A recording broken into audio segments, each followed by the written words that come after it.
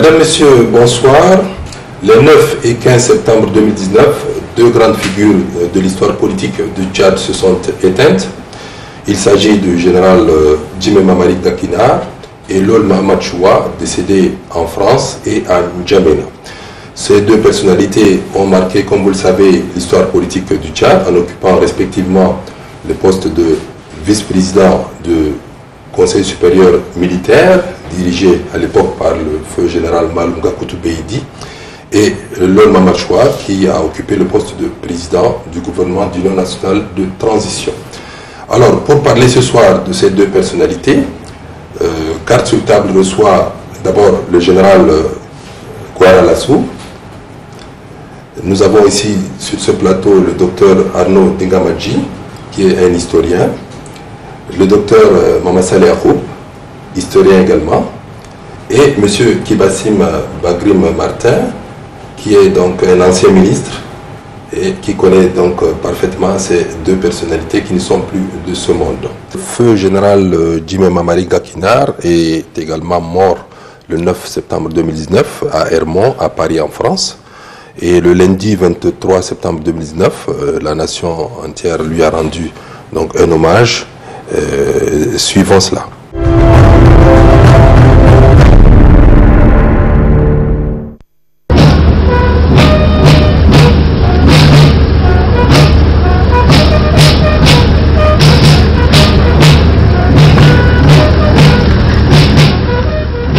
Le clairon sonne. Cette sonnerie, dédiée aux morts, annonce les obsèques du feu général Mamari Djimé Gakina. Membres du gouvernement, officiers généraux, officiers et membres de sa famille tiennent à rendre un dernier hommage à ce grand commis de l'État. Feu le général a vraiment contribué à maintenir le flambeau des traditions d'école héritées de nos anciens. Il a beaucoup fait pour que les anciens enfants-troupes, sans distinction aucune, restent visibles comme membres d'une même et grande famille de traditions, éduqués dans un creuset commun, respectés et admirés depuis toujours, l'école des enfants de troupe. L'association donc des enfants de troupe du Tchad, par ma voix, transmet ses sincères condoléances à toute la famille de notre regretté ancien. Feu général Mamari Djimé Gakinar a un parfait parcours dans l'armée tchadienne. Officier de carrière et homme politique, ses actes ont marqué la nation. Homme intègre, dévoué et droit, Mamari Djimé est courtois, privilégiant le dialogue, d'où il a croisé sur son chemin beaucoup d'amis et de sympathie. C'est pour témoigner de la reconnaissance que l'ensemble des officiers, sous-officiers et hommes du rang lui rendent aujourd'hui cet hommage au cours de la présente cérémonie. Une fois de plus, la famille exprime toute sa gratitude à tous ceux qui ont fait le déplacement pour honorer la mémoire du général Djimé Mamari Gakinar. Feu général Mamari Djimé Gakinar, tu nous quittes, cher ancien. Tu nous quittes au moment où le Tchad a encore besoin de tes sages conseils. Compagnon d'armes et cher ami, général Mamari Djimé Gakinar, va et repose en paix. Au nom de la famille, Mamari Djimé Alain remercie le président de la République, Idriss Déby Itno, pour l'organisation de cet hommage. Nous sommes très honorés que son Excellence, Monsieur le Président de la République, ait permis la tenue de cet hommage en ce lieu emblématique à feu notre Père. Cette cérémonie marque la reconnaissance de la nation tchadienne envers l'engagement sans faille du général Mamari Djimé Gakinar pour son pays. Grand commis de l'État, général Mamari Djimé Gakinar mérite les honneurs dus à son rang. Au nom du président de la République du Tchad et en vertu des pouvoirs nous sommes conférés, nous vous faisons commandant de l'ordre national du Tchad à titre posthume.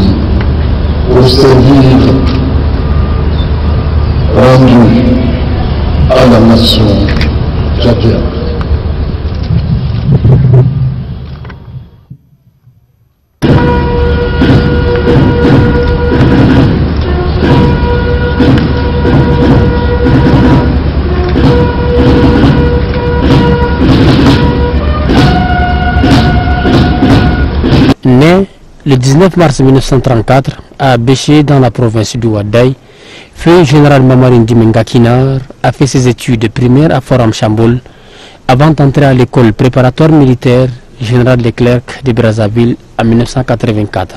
Après ses parcours militaires en France, Algérie et Tunisie, il regagna son pays et intègre l'armée tchadienne en 1961. Premier commandant de la gendarmerie nationale en 1972, il fut aussi ministre de l'Intérieur et vice-président du Conseil supérieur militaire d'où il était l'acteur principal des accords de Khartoum et Seba Benghazi qui ont abouti à un cessez-le-feu. Le général de brigade Mamari Ndimé Ngakinar est mort des suites d'une maladie en France en laissant après lui une veuve et 9 enfants. Mamari, c'est mon ancien de l'école militaire préparatoire, Jean Leclerc. Nos chemins se sont rencontrés pour la première fois en juillet 1960 à Pointe-Noire. Nous étions de jeunes élèves et comme la tradition de l'école militaire le voulait, la première année, on nous envoie en colonie de vacances à Pointe-Noire. Et nous étions à Pointe-Noire quand Mamari rentrait de l'école d'officier.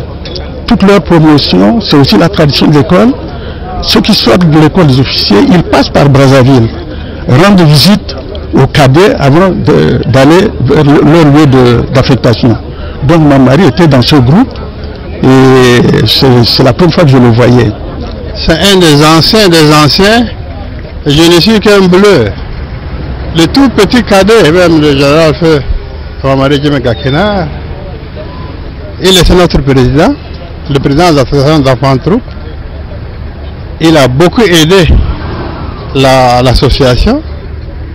En son temps, il a pris contact avec le maire de la ville de N'Djamena.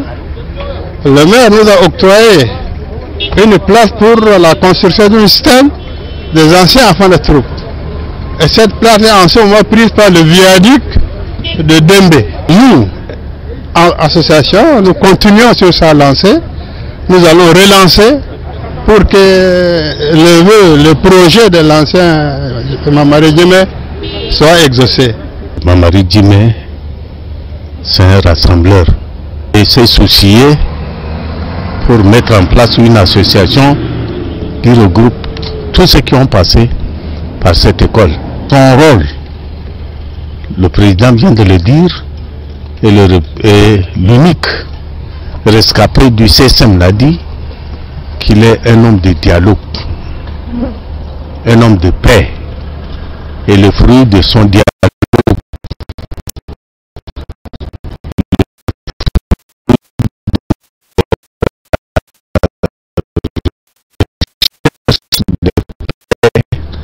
nous la vivons aujourd'hui.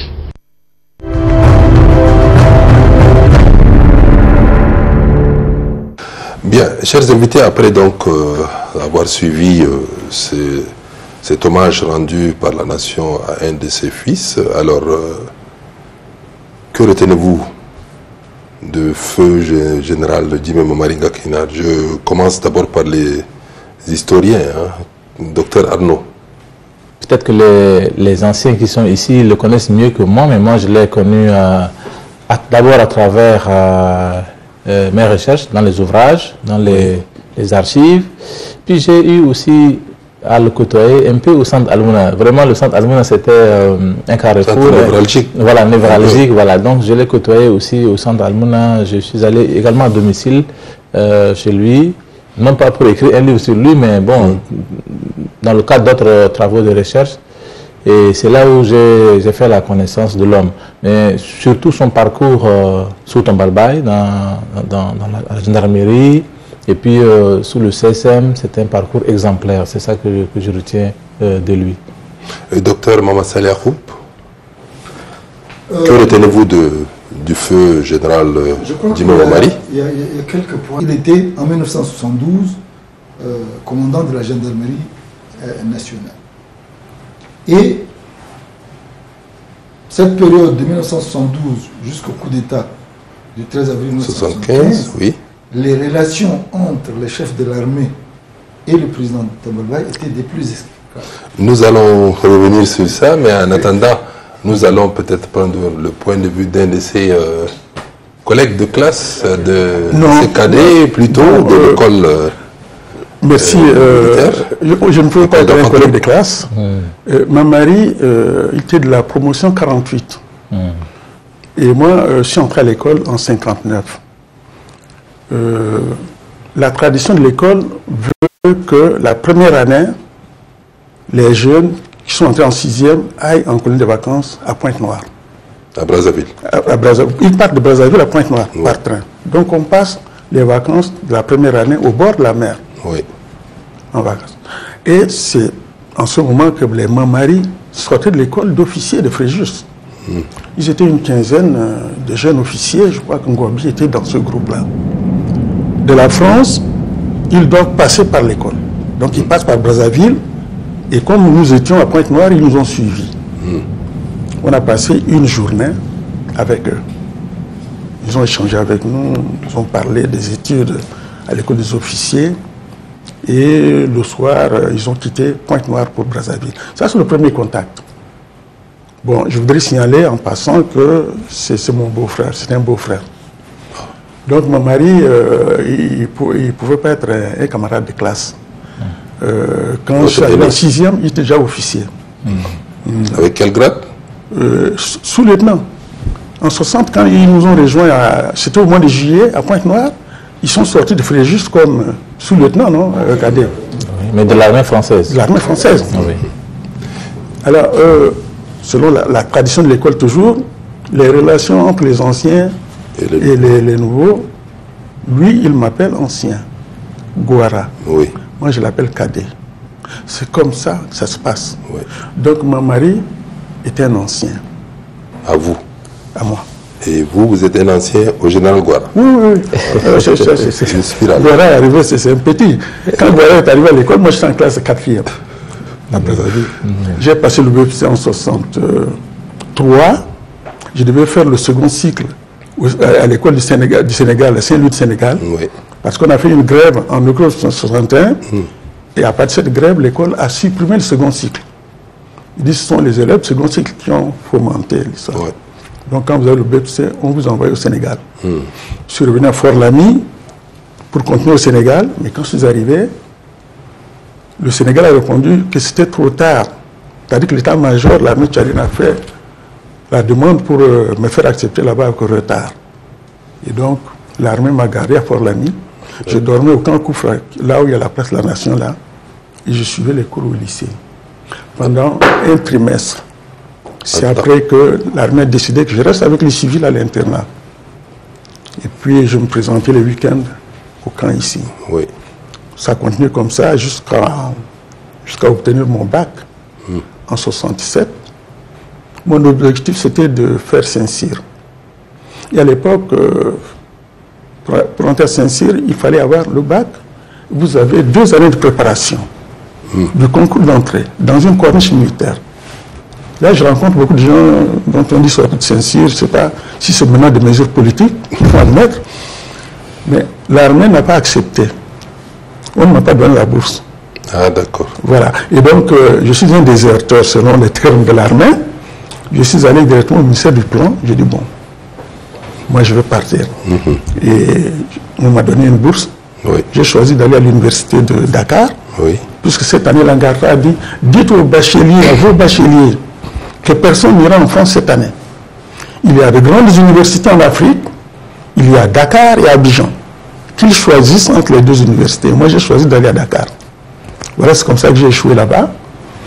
La première année, 68, on a fait grève. Et Senghor, à tort ou à raison, il a fermé les départements de sociologie, de philosophie et de psychologie. Et moi, j'étais sociologue. Donc, nous avons été tous renvoyés de l'université de Dakar parce que nos départements étaient fermés. Oui. Et comme on était boursier fac, la France nous a tous récupérés. C'est comme ça que je me suis retrouvé à Paris. Donc, bon, mon mari, c'est un ancien. Général Gouara, là, vous êtes aussi un de ces cadets. Mon mari est mon grand ancien. De combien d'années, par exemple? Il parlait de 48 à 65, le calcul. Moi, je suis entré en 6e en 61. Ah, de 13 ans. Donc, c'est à grand écart. Oui. Bon, j'ai eu à le voir, mais pas le côtoyer, quand de temps en temps on venait en vacances au pays. Oui. Et ensuite, après la sortie de l'école des officiers, à ce moment-là, de temps en temps, je le rencontrais. Après, j'ai commandé la gendarmerie. Oui. Moi, je suis de l'armée de terre. C'est pas souvent qu'on se croirait. J'ai eu, je ne sais pas si je peux déjà rapporter ça. Hein. Allez-y. J'ai eu à le rencontrer quand j'étais commandant de compagnie, commandant de la 3e compagnie parachutiste à Douyaba, à Sahara. C'était en quelle année? En 1974, je crois. Oui. Il était à visite là-bas en tant que commandant de la gendarmerie. J'ai demandé au commandant de la région de gendarmerie, au des gendarmeries de Manéchari, de le voir. Donc, il m'a obtenu une audience. Je suis allé le voir. Et je lui ai dit, mon colonel, il y a ce qu'on appelle les inquiétudes des jeunes lieutenants. Qu'est-ce que vous en pensez? Donc, je parlais déjà du coup d'État. Parce que l'idée du coup d'État était née à Amtiman en 1973. Là, à l'époque, le feu Mamari était colonel. Mamari était colonel. Et il semblait que c'était le premier colonel de la gendarmerie.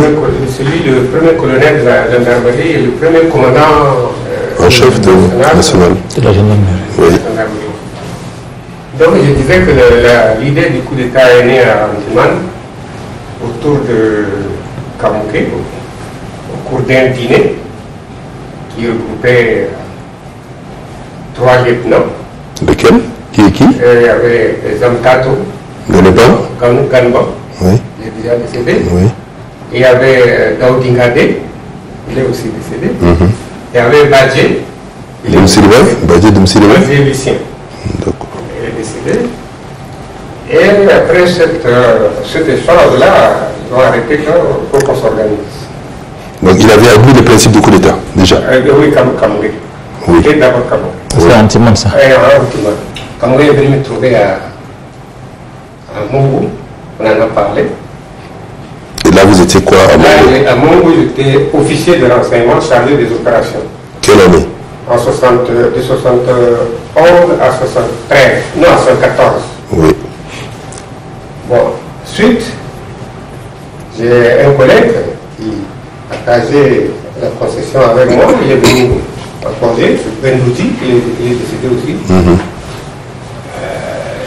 Il est allé voir un de nos collègues qui s'appelait Galien, qui était commandant de compagnie de gendarmerie à Bangor, pour lui dire qu'est-ce qui se passe, pourquoi après l'arrestation de Manon, vous les gendarmes là, ça ne vous dit rien ou quoi? Bon, ils ont échangé, ils ont trouvé que ce n'était pas suffisant, ils se sont transportés en Djamena et ils sont allés voir Djamena. Ils ont dit, mon colonel, on vient vous voir parce que, qu'est-ce qui se passe? Pourquoi on garde cette attitude-là? Djamena leur a dit, je crois qu'il y a une idée qui trotte déjà en l'air. Allez voir Kamoué. Il vous donnera plus d'informations. Et à ce moment, Kamoué se trouvait où? Il était au 3e bureau, chargé des opérations. Ici, en Djamena? En Djamena. Oui. Donc les deux officiers sont allés voir Kamoué. Kamoué leur a dit, ah, ok, toi, Galien, tu maintiens le contact avec moi. Toi, Bendouzi, tu vas à Mungu, tu prends contact avec Guara, il va t'expliquer ce qui se passe. C'est comme ça que Bendouzi est revenu me trouver à Mungu. Il m'a dit que vous avez arrêté et qu'il faut continuer à l'écart. J'ai dit, dans cette affaire-là, ce n'est pas un problème d'amis ou de frères, c'est trop délicat, donc il faut d'abord savoir à qui on parle. Donc maintenant que tu es au courant, on va continuer à échanger.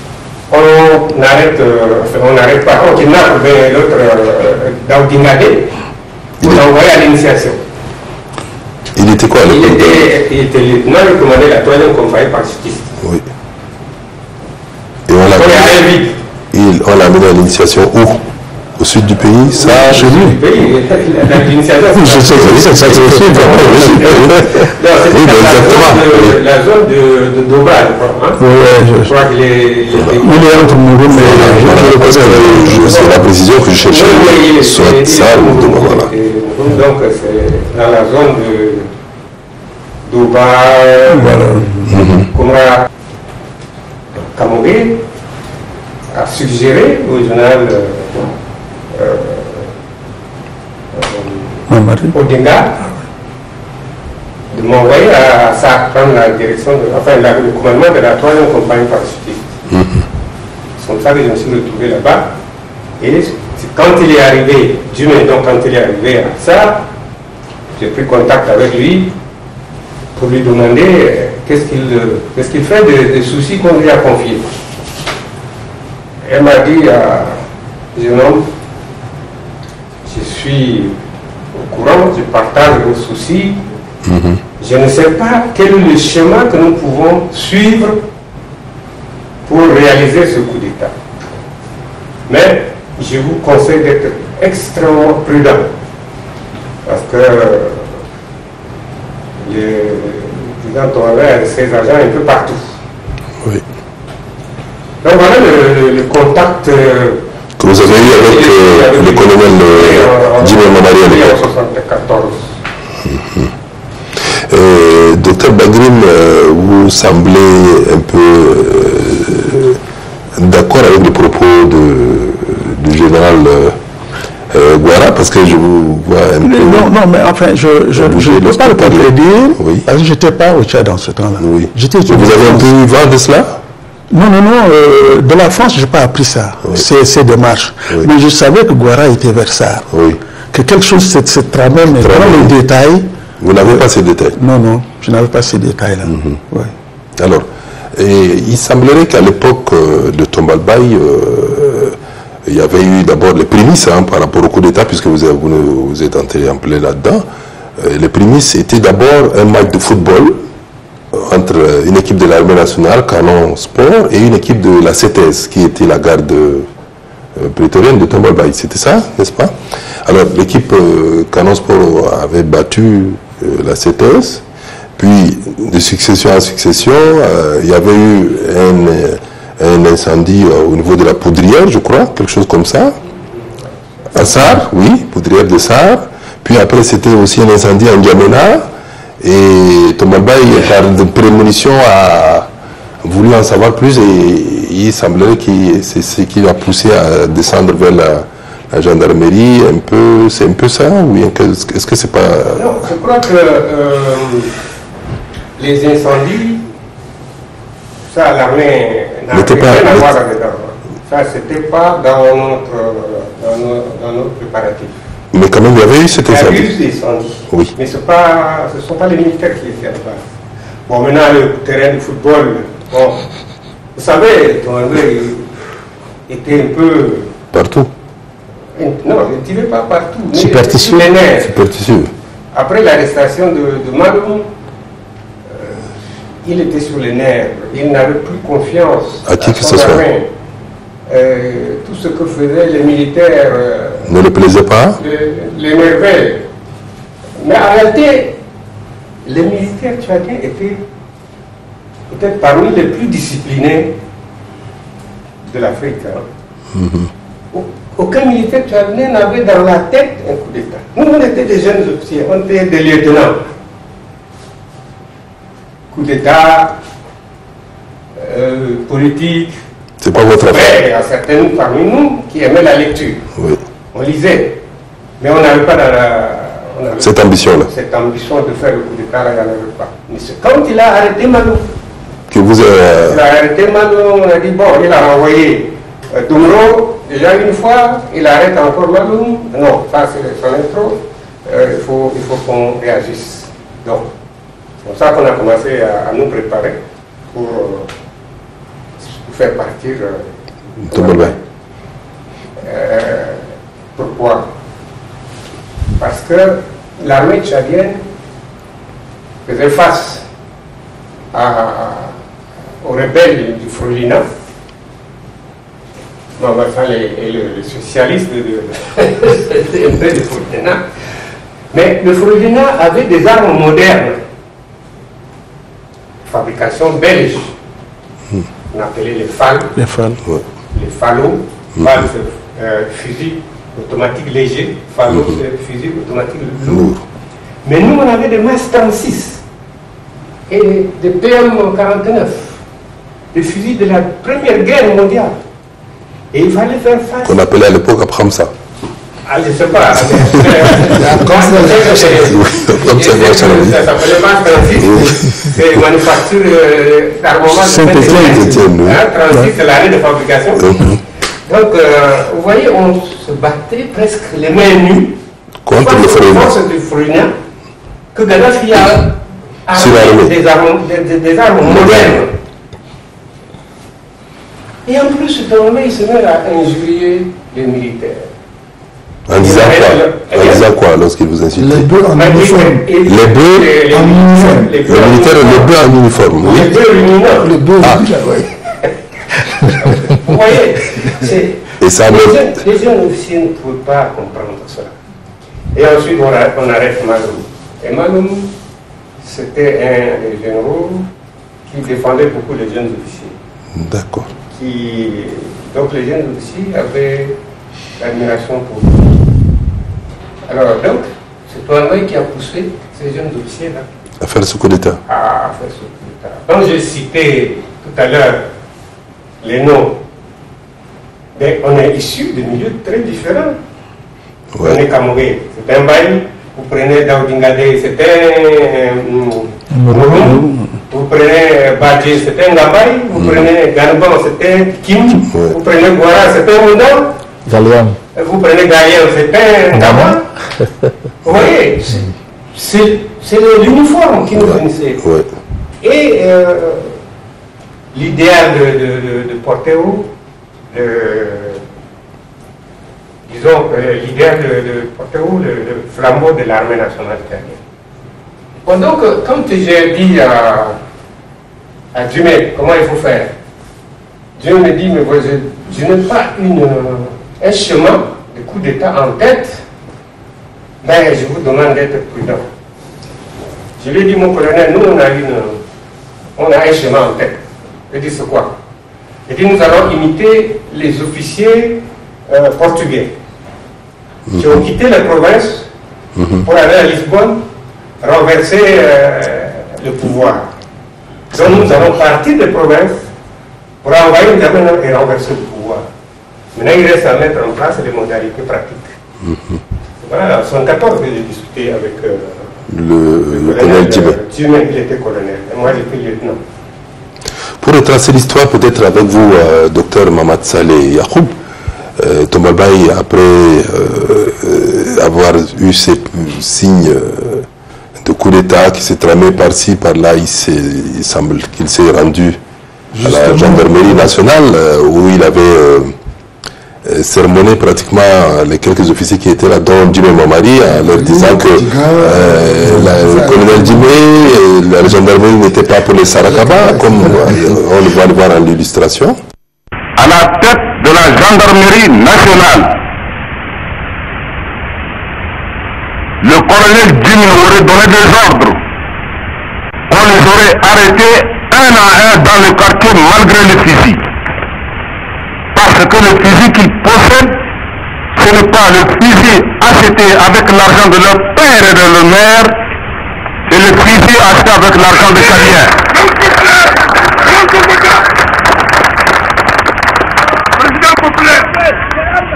Quand nous connaissons la discipline des militaires, ne peuvent pas s'épanouir au service du pays. Nous avons donc réorganisé totalement, radicalement, la gendarmerie nationale cadienne, l'armée nationale cadienne, que toutes les séquelles du colonialisme d'où qu'ils viennent rejoignent le quartier et qu'ils travaillent le coton comme les autres.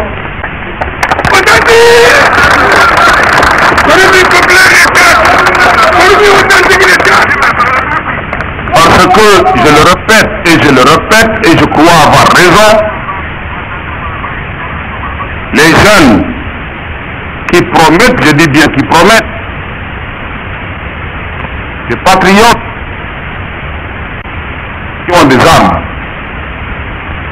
qui ont le sens de la discipline, le sens de l'efficacité, le sens de la responsabilité. Ces jeunes sont là. J'ai confiance que la gendarmerie a des valeurs actuellement. Ils sont étouffés. La gendarmerie n'est pas une gendarmerie de Sarakaba, après tout. Je voudrais ramasser ce qu'a dit le général Ouattara tout à l'heure. Il faut, je crois, placer ça dans son contexte. Oui. À la fin des années 60 et début des années 70, les coups d'État militaires s'est multipliés en Afrique. Et Tombalbaye a peur que son tour arrive. Et le coup d'État qui l'a le plus marqué, c'est celui contre Diori Amani, qui est du Niger. Oui. Un an avant, c'est-à-dire en 1974, Séni Kounché. Oui. Et, comme le disait le général tout à l'heure, effectivement, l'armée faisait ce qu'elle pouvait contre le Fourillah, mais lui, il insultait. Il y avait de vos anciens collègues, il y avait des éditoriaux du Canard enchaîné. Chaque année un éditorial, on insulte les militaires vraiment de la façon la plus basse que puisse être. Donc, ils étaient démoralisés. Et pour ce qui n'a pas confiance, il a renforcé ce qu'il a appelé, il a créé et renforcé ce qu'on appelle la CTS, oui. La Compagnie tchadienne de sécurité. Oui. Et donc, c'était une petite armée mieux structurée, mieux entretenue, mieux etc. Et les autres militaires sont laissés Et cette situation a frustré. Tout a commencé par la mise à l'écart des officiers supérieurs. Il a commencé par le général Dungro. En 1971, il y a eu des manifestations d'élèves au lycée Boué. Et le président Tombalbaye était absent. Et c'est le général Dungro qui est parti les calmer. Et dès que le président Tombalbaye est arrivé, on lui a dit voilà, c'est Dungro qui a manipulé les élèves, à faire ce mouvement-là. Le renverser, etc. Donc, le général Dungro a été donc démis de ses fonctions, il est resté à son village. En quarantaine? Oui, il est resté en quarantaine dans son village. À résidence. En 1972, on a arrêté Félix Malou. Mai 1973, on a arrêté Félix Malou. Je ne dirais pas pour rien, mais disons, on soupçonnait toujours, il voit partout des gens qui essaient de comploter contre lui. On a aussi le parti de l'époque, le parti politique, parti unique, qu'on appelle le MNSS social, qui vraiment choisissait parmi les officiers qui semblent, comme le cas qu'il vient de citer, on les amène à l'initiation, une façon de désorganiser, un peu de déstabiliser la tête de l'armée. Et le coup d'État, les officiers, les jeunes officiers plutôt, entendaient parler de coup d'État par-ci par-là, et ils ont vraiment organisé le coup d'État malgré eux-mêmes. Ils n'avaient pas de velléité de faire le coup d'État, mais ils étaient en train de les arrêter un à un, de faire des difficultés. Pour se défendre, il fallait qu'ils s'organisent. Mais ces jeunes officiers, il leur faut un parrain. C'est comme ça qu'ils se sont approchés vers le colonel Djimé à l'époque. Tout ça a été relaté, puis l'organisation pratique s'est faite à partir d'Antimane, puis surtout à partir de Mungu. Le coup d'État devait avoir lieu en fait le 11 avril 1975, quand un président étranger est arrivé au Tchad en escale. Le président Mokhtar Ould Daddawi de Mauritanie. Et on pouvait si on me permet, le coup d'État devait avoir lieu en avril 1974. Et vous l'avez reporté? coup d'État devait avoir lieu en 1974, tout était déjà prêt. Mais au moment où on se préparait dans la région de Melfi, oui, dans le Guéra, et il y a eu le coup de Hissène Habré sur la garnison de Bardaï. Il a enlevé Closter. Oui. Donc, une des unités qui était prévue pour le coup d'État, la 4e compagnie parachutiste, qui était à N'Djamena, qui était à la Lumia, oui. On l'a parachutée à Bardaï. Et deuxième élément de perturbation, c'est le coup d'État de Kounchi. 74. Avril 74. Contre Amani Diori du Nigeria. Oui. On s'est dit, bon, il vaut mieux calmer les choses. On met tout ça là, oui. Et on va trouver une autre occasion. Voilà, c'est pour apporter les... Et vous n'avez pas été trahi à cette époque, non? Personne n'a dit. Ok, d'accord. Parmi tous les officiers de l'armée tchadienne, nous étions 22 officiers à être au courant de la préparation du coup d'État. 22. Et il n'y a eu aucune fuite? Aucune fuite. Ok. Et il a bien fait de parler de l'affaire Clostre. Oui. Parce qu'au moment où Hissène Habré a enlevé Madame Clostre et d'autres à Bardaï, Tombolbès s'en est pris aux parents de Hissène Habré et du père de Youssouf Togomi, qui était sous-préfet là à Bardaï. Et c'est là qu'on l'a arrêté. Et je crois la sœur de Hissène Habré, c'est Chédé, etc. Sogodo. Non, Chédé, oui. Voilà, c'est ça. Ils ont été arrêtés, ils se trouvaient donc à la gendarmerie. Et le chef des forces secrètes à l'époque, c'était un certain Gourvenec, d'origine vietnamienne, qui jouait un jeu qui n'était pas très clair. Et Youssouf Togomi et ses camarades ont profité du fait que le gendarme n'était pas vigilant. De son innocence. Oui. Et il a tiré. C'est énorme. Oui. Qui a tiré? Youssouf Togomi, après l'arrestation de son père. Non, c'est lui-même qui a été arrêté. Il a été arrêté ici. Oui. Il était élève à Béché. Je disais quelques jours avant de faire le bac. 1975. Ça devait avoir en juin. En juin. Et donc en avril, donc, il a été arrêté. Il était arrêté, il a été en gendarmerie.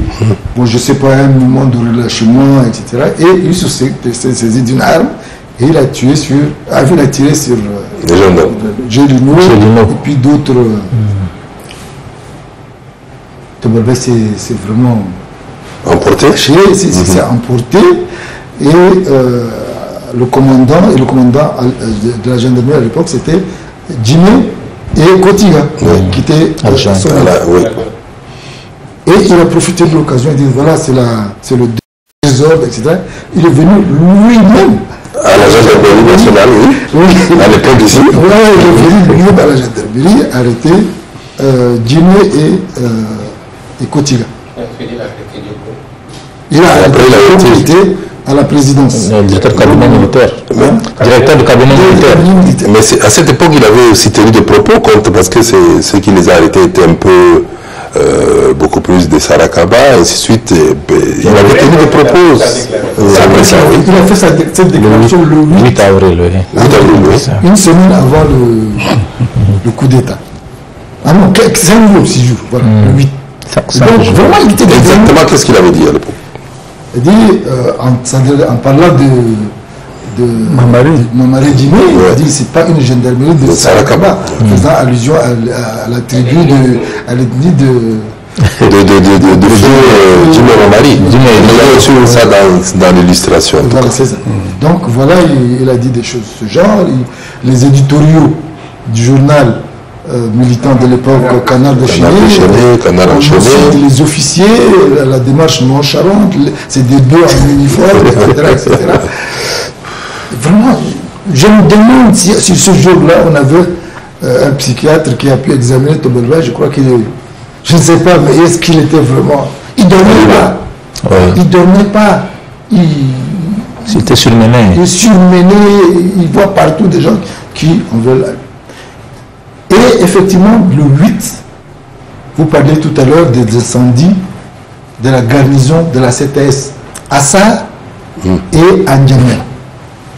Je crois que ça, comme l'a dit le général tout à l'heure, ce n'est pas les militaires tchadiens, mais je crois que Gourvenec était mêlé dans cette affaire. On ne sait pas exactement. Il était de mèche. Mais il jouait double jeu. Ouais. À partir du moment où la France a décidé de se débarrasser de puisqu'il a voulu, toujours à cause du pétrole, voulu donner l'exploitation du pétrole à la société Exxon, américaine, au détriment des sociétés françaises. Et sur le plan culturel, là encore, vraiment, les Français n'étaient pas très contents avec... l'Église n'était pas contente de lui à cause de ces problèmes d'amener les gens... L'initiation au Yondo, c'était pour les jeunes à l'origine. Mais des gens de 40 ans, 60 ans, 50 ans, quand même. Et quand tu n'es pas... tu t'es pas rangé, je crois qu'on te fait disparaître au profit de ces initiations. Et donc l'atmosphère était vraiment insurrectionnelle. Et c'est ça qui a permis à l'armée de faire le coup d'État. De se préparer très bien et à partir de Mongo et de l'Union, de faire une jonction à N'Djamena dans la nuit du 12 au 13 avril, oui, 75. Oui, général.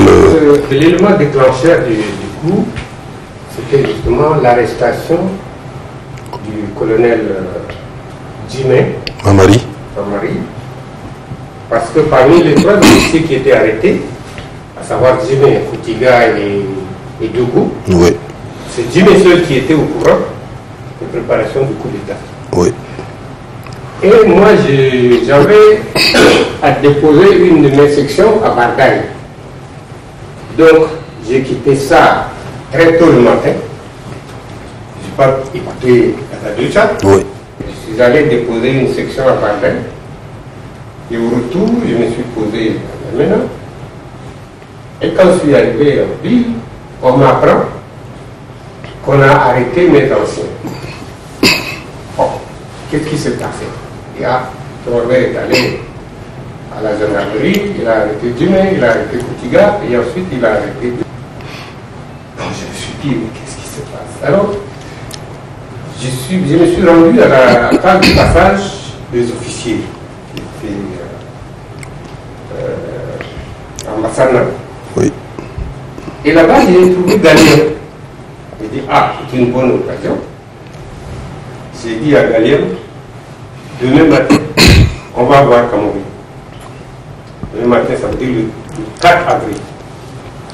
1975. On lui a dit, bon, on ne sait pas ce qu'on va faire on va faire subir à Djimé, mais parmi les 3 officiers, c'est lui qui est au courant de nos préparations. Oui. Si on le torture, ou il accepte de mourir, ou il nous dénonce. Bon. Faisons quelque chose. Pour éviter tout ça, il faut qu'on fasse quelque chose. Il a pris son bic, Kamogé, il a rédigé un message, et il nous a dit, attendez-moi au bureau, je monte voir le général Odenga, qui était en ce moment commandant en chef. Et Kamogé était quoi? Kamogé était responsable du 3e bureau. Avec quel grade? Bureau tactique. Avec quel grade? Commandant. Il est descendu avec un large sourire.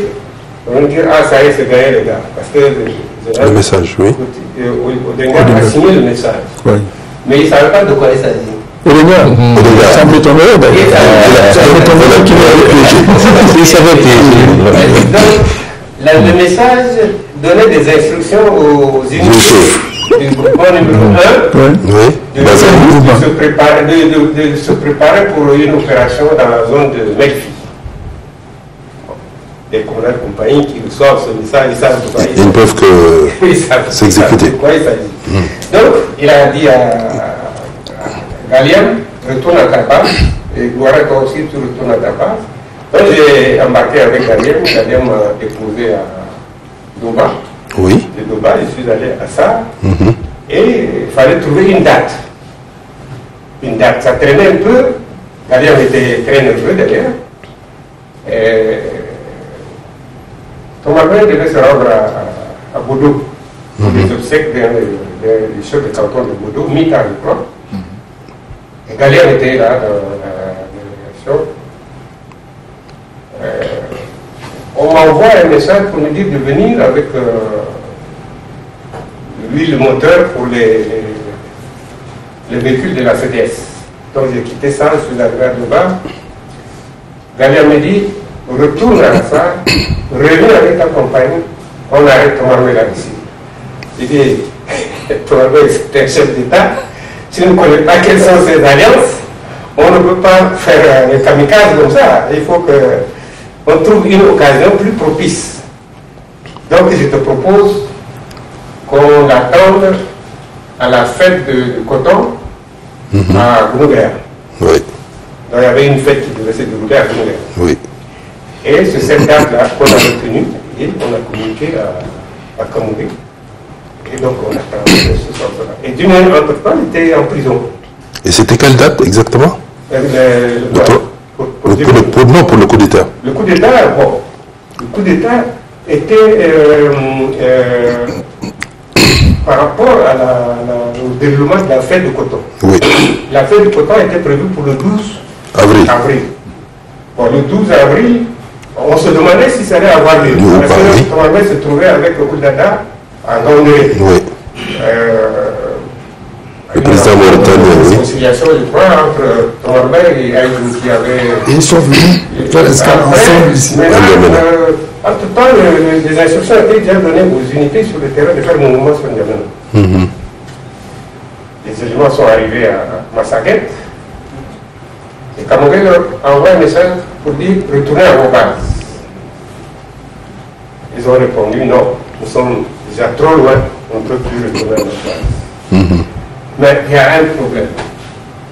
Tomarmé va rentrer à N'Djamena avec un chef d'État étranger. Est-ce qu'on peut faire un coup d'État au moment où un chef d'État étranger passe la nuit sur nous? C'était le problème. Heureusement, à 18h, Oudada a pris son avion pour repartir à Mauritanie. Pour partir. Et dans la nuit, donc, les éléments ont progressé. Sur N'Djamena le 13 avril 75. Et on a fait la personne à libérer, c'était Djimé. Oui. Tous les autres. Et le général Maloum, le Tchika Gorilla, le sud de torture, oui. On a torturé, mais Djimé, je crois qu'on ne l'a pas torturé. Bon, Maloum, lui, il était déjà dans le bail depuis un an. Il sortait avec une longue barbe blanche. Et Djimé a fait combien de temps?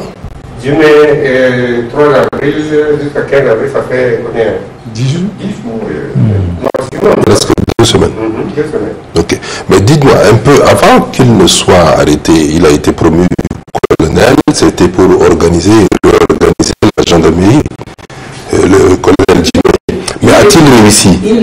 Oui, il a réussi à organiser la gendarmerie. Nous, on était l'armée de terre, on enviait les gendarmes. Ils étaient bien équipés, bien entretenus. Bon, avec une petite erreur. Laquelle?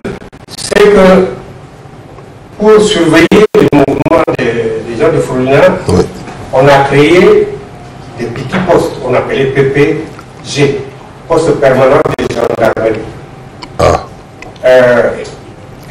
Dans ce poste-là, on se trouvait 3 ou 4 gendarmes. Donc, on était vraiment à la portée des rebelles, des rebelles. Bon, sinon, le reste, il a construit des casernes pour la gendarmerie. Les gendarmes étaient bien entretenus. Docteur Arnaud, un mot par rapport en tant qu'historien. L'élément manquant peut-être, c'est que Tombalbaye s'est méfié un peu de l'armée en général et des officiers supérieurs à l'époque parce que ces gens étaient sortis du moule militaire français. Or, ces relations se sont détériorées complètement avec les Français. Donc, ils n'avaient confiance quand ça c'était, mais non à ces chefs militaires dont Mamari faisait partie. Donc ça c'est une des raisons. Et les militaires eux-mêmes à l'époque avaient aussi le sentiment suivant vis-à-vis de Tombalbaye, c'est qu'il s'est sacrifié pour défendre son régime contre les rebelles, Mais lui, il leur tirait pratiquement dans le dos. Donc ils avaient l'impression d'être entre deux feux, le feu des rebelles devant eux et le feu de Tombalbaye dans leur dos. Donc on ne peut pas faire la guerre sur deux fronts comme ça. Il faut d'abord éliminer la menace de derrière avant de se retourner contre les rebelles. Je pense que c'était un peu aussi l'idée qui animait les chefs militaires à l'époque là. Le danger le plus immédiat, ce n'était pas les rebelles, mais finalement Tombalbaye. Donc il faut d'abord éliminer cette menace-là avant de gérer la menace rebelle qui est en face. Bon, Saleh Yacoub, en tant qu'historien, vous avez un peu... vous avez plutôt beaucoup eu à connaître le Frolina à l'époque de Tombalbaye, lorsque lui, en tant que colonel de la gendarmerie, essayait de réorganiser la gendarmerie pour un peu ne pas laisser la rébellion faire mouvement, ainsi de suite. Qu'est-ce que vous en dites? Non, je crois que les unités combattantes qui sont sur le terrain, c'était plutôt des gens de l'armée de terre et de l'armée de l'air. Les gendarmes sont pour des missions dans les petits renseignements, dans les villes, dans les petits villages, mais les unités combattantes sont constituées surtout de militaires de l'armée de terre ou de l'armée de l'air.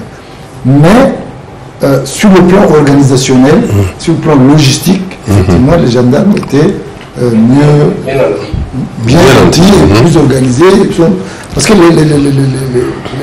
les unités combattantes de l'armée de terre, les officiers ne sont pas très au courant de ce que s'est passé. Ils n'ont pas une vue d'ensemble. Alors que les gendarmes, partout où ils ont des moyens de communication entre eux, coordination plus important. Et là, le colonel Djimé à l'époque avait vraiment joué un rôle très important, comme le dit le général tout à l'heure, dans la réorganisation des services de la gendarmerie nationale.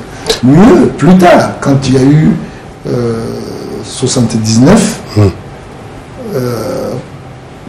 là encore, c'est la gendarmerie sous l'impulsion de... Kamouga était gendarme. Oui. De la gendarmerie qui a plus combattu contre Hissène Habré au moment du 12 février et ailleurs. Alors, oui, continuez si vous voulez. Je voudrais peut-être qu'on passe à la suite, c'est-à-dire après la guerre civile. Oui. Parce que, effectivement, une fois le coup d'État réussi, le colonel Djimé est choisi comme vice-président du Conseil supérieur militaire. Il y a eu donc ce qu'on appelle le GROFA, le groupe des officiers de l'armée tchadienne qui se sont réunis et ils ont constitué le CSM avec le général Maloum comme président, vice-président Djimé Mamari, et puis pratiquement tous les officiers, les grands officiers de l'époque étaient membres du Conseil supérieur militaire. Et je me rappelle, les deux Benjamins, c'était le général voilà, ici présent et le lieutenant Mahmoud à l'époque. Alors, je crois que vous étiez capitaine ce moment-là, au moment du... Oui, mais actuellement que vous êtes général et à l'époque du CSM, même maintenant on dit que vous êtes l'unique rescapé, c'est ça, du CSM? Mais c'est la loi alors, quelle leçon avez-vous tiré du CSM? De quoi? Du CSM à l'époque. Du CSM? Oui. Bon, il faut dire que le CSM est arrivé au pouvoir avec plein de faiblesses.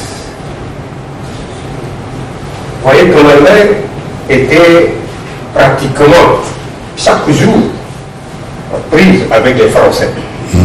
Et surtout après le rap de Mme Clost par Hissène Habré, il y avait une vive tension. Bon, le CSM arrive, le coup d'État réussit, le CSM s'installe, les Français, sans passer par le gouvernement tchadien, vont larguer des armes aux rebelles au Tibesti. Des armes, de l'argent, de l'habillement, des médicaments. sans informer le gouvernement tchadien. Et c'est ainsi que le gouvernement s'est réuni, a décidé que la base française passe. On ferme la base française. Mais avec le recul, je reconnais que nous avons, à cette époque-là, une erreur. Je ne dirais pas une faute, mais une erreur. On était peut-être trop pointilleux sur soit souveraineté, un nationaliste, ainsi de suite. Mais on n'était pas assez fort. Et le Frelna continuait à recevoir de l'armement de Gaddafi. Et les Français sont partis. Il faut dire que nos amis français sont des grands rancuniers. Ils n'ont pas pardonné ça au CSL.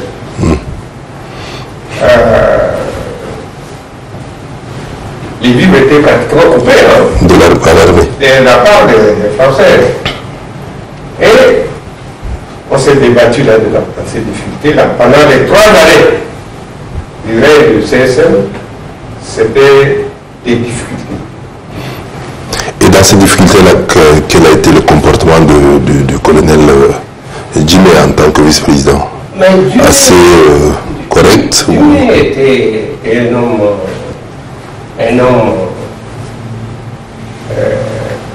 comment dirais-je, il n'était pas bouillant. Calme. Il avait la tête sur les épaules. Il était raisonnable. Il n'aimait pas des décisions brusques. Bon, mais il était seul. Nous autres, on était un peu les faucons. Alors, le colonel Djimé Mamadi Ngakina, en tant que vice-président, a joué un rôle très important dans le rapprochement entre du CSM et la rébellion. Premièrement, il a voulu prendre contact avec la rébellion de Hissène Habré, parce qu'entre-temps, là-bas aussi, ils se sont vraiment émiettés. Et il y avait un sommet de l'OUA à Libreville. Le président Mouloum était déjà parti. Quand Mouloum passait par N'Djamena, c'est là qu'il lui a posé la question de savoir, Hissène Habré est chez vous. Est-ce que vous ne pouvez pas faire en sorte qu'on puisse négocier? Ça, c'est le colonel Djimé qui a assuré l'intérim du chef d'État, il était vice-président. Et au retour de Libreville, quelque temps après, Mimi a rappelé le président Maloum pour dire voilà, effectivement, Hissène Habré est chez nous. Si vous voulez, on peut faire la facilitation pour que vous puissiez dialoguer. Et c'est dans ce sens que donc le dialogue a été installé. Il a été noué avec donc Djimé lui-même qui est venu finaliser, mais Kotiga et puis d'autres sont partis négocier ce qu'on a appelé les accords de Khartoum de septembre 1977. Ces accords n'ont pas été immédiatement appliqués. On voulait aussi négocier les autres rébellions. C'est dans ce sens que le même Djimé a mené les négociations de ce qu'on a appelé les négociations de SEPA et de Benghazi avec les autres forces. Mais il faut dire qu'il y a des tiraillements au sein même du CSM par rapport à ces négociations. Et effectivement, il y a 2 cas surtout. Kamougué, qui a lui-même rencontré Hissène Habré quelque part dans les... Tout de suite, il a senti que ce gars-là est extrêmement dangereux et qu'il ne fallait pas la main. Qui c'est Kamougué? Et qu'effectivement, quand les négociations ont abouti et qu'en 1978, on a décidé de faire venir Hissène Habré, le gouvernement qui a été formé le 31 août 1978, Kamougué n'y était plus. Il ne croyait pas à ce gars. Il a dit ce gars-là, tôt ou tard, il va nous créer des problèmes. Et c'était l'homme des Français. C'est les Français qui ont voulu. À l'époque, c'était Valéry Giscard d'Estaing qui était président de la République française. Il estimait que selon leur analyse, le problème était un problème nord-sud. Pour équilibrer, il fallait amener Hissène Habré qui a mené des études en France et que les connaissent, etc. Et que une fois que Hissène Habré serait là, je crois que l'équilibre va être, nord-sud va être fait et l'unité se fera. Par contre, les autres sont considérés comme pro-libyens, les Goukouni et autres. Et donc, on a voulu les mettre à l'écart. Et les accords que Djimé avait négociés, les accords de Benghazi, ont été remis en cause par... bon, je vais apporter une petite modification à ce que dit le docteur. Oui. L'accord de Khartoum était resté ouvert aux autres groupes rebelles, surtout à Goukouni. Mais Kadhafi s'entend venir le danger. Les choses, il a accéléré les hostilités contre les garnisons du Nord. Donc il occupe, change le rapport de force. En commençant d'abord par Bardel, qui était tombé, et ensuite en janvier 1978, c'était Faya qui était attaqué, c'était pour brouiller l'application de l'accord de Khartoum. Oui. Bon, et voyant que les choses ne se passaient pas comme ça, le gouvernement a accepté d'aller rencontrer quand même les hommes de Goukouni. La conférence a commencé à Seba, et ensuite Kadhafi, se trouvant à Benghazi, a demandé que la conférence se délocalise à Benghazi. On a eu moi j'étais président, on a eu une discussion assez difficile avec les Brahmi Youssouf, les Adam Yacoub et les autres. On n'est pas arrivé à nous entendre, mais on a obtenu un semblant, un accord de cessez-le-feu. On a signé, et quand cet accord de cessez-le-feu devait être appliqué et publié, il y a une phrase qui a vraiment choqué. C'est laquelle? C'est celle de dire que le gouvernement du Tchad reconnaît Boulina en tant que représentant du Tchad. Cette phrase a été récusée par les Français et par... Ce n'était pas tellement rédigé de cette manière. Comme on dit, quand on veut noyer son chien, on l'accuse de rage. Mais nous étions sur le terrain, on n'a pas rédigé ça comme ça. Et les gens ont fait des interprétations. Et tenez-vous bien, le président du CSM, Maloum, a abandonné son vice-président avec sa délégation en Libye. A refusé d'envoyer un avion chercher la délégation. Il a fallu que le défunt Mahmoud et moi on fasse des démarches auprès des Libyens pour que Kadhafi mette à notre disposition un avion pour nous ramener en Djamena. Et pourquoi s'est-il fâché, le président? Fâché parce que ce qu'il dit là, que le dossier n'était pas rédigé au bout de l'exécution de sa d'accord, d'accord. Alors que la réalité était autre. La réalité était autre. Je voulais ajouter un élément aussi de compréhension. Cet élément, c'est que le général, en faisant allusion aux pressions de la Libye pour que le groupe de Goukouni puisse occuper les garnisons du Nord pour contrecarrer l'application de l'accord de Khartoum, cela traduit un peu les jeux des grandes puissances déjà. Vous voyez? Parce que là, ça se dessine déjà une lutte pour le pouvoir. C'est comme si les puissances étrangères savaient que le CSM n'avait pas beaucoup de temps maintenant à passer au pouvoir. Et on conjuguait presque le CSM au passé déjà. Et on sait que si on ne fait pas attention, c'est la Libye qui va pousser son pion pour occuper N'Djamena. Donc les Occidentaux, en fait, derrière la médiation soudanaise, à l'époque, il se cachait un peu l'Égypte et les États-Unis, et la France aussi, qui était derrière Hissène Habré déjà. Donc, le fait d'encourager le gouvernement du CSM à négocier avec Hissène Habré, c'était, n'est-ce pas, l'homme des Occidentaux. À l'époque, on le considérait déjà comme l'homme des Occidentaux, donc on le poussait un peu dans l'autre sphère de l'État. Et Kadhafi s'inquiétait parce qu'il voyait déjà en Hissène Habré celui qui était opposé à ses ambitions sur le Tchad. Donc, il faut tout faire pour que Abré n'arrive pas au pouvoir. Il faut pousser plutôt Gougouni à s'emparer de N'Djamena. C'est comme ça qu'il avait déversé des tonnes d'armes au profit des FAP au nord pour occuper Faya, Barda. En fait, toutes les villes importantes du nord étaient tombées sous le contrôle des forces de Gougouni. Et cela a obligé le CSM à suspendre en quelque sorte l'application des accords de Khartoum pour négocier avec les Gougouni. Et en même temps, la France est intervenue à travers l'opération TACO, je pense, pour stabiliser la ligne de front en déployant l'opération TACO en mars 1978 pour barrer un peu la route, si je puis dire, à l'avancée des troupes de Gougouni et un peu même créer les conditions pour l'arrivée de Hissène Habré. Donc vous voyez un peu le jeu des grandes puissances dans tout ça là. C'était un peu la guerre froide, si je puis dire, par le Tchad interposé, par les Tchadiens interposés, quoi.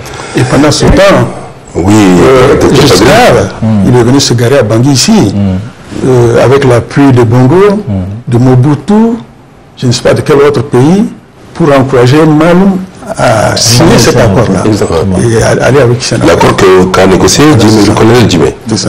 Voilà, donc par rapport au feu colonel Djimé, on a encore à dire et à redire, mais nous sommes pris par le temps et le temps imparti à notre émission carte sur table et donc arrivé à son terme. Il ne nous reste plus qu'à vous remercier, le général Gouara Lasso, d'avoir fait ce déplacement pour nous éclairer par rapport à notamment Lol Mamadchoua et également à feu Djimé Momari. C'est le cas également du docteur Mohamed Saleh Akoub, historien, tout comme le docteur Arnaud Digamadi, qui est également historien, et également à docteur Kibassim Bagrim Martin, qui est également un haut cadre du pays, qui fut aussi ministre et il a occupé également pas mal de postes de responsabilité.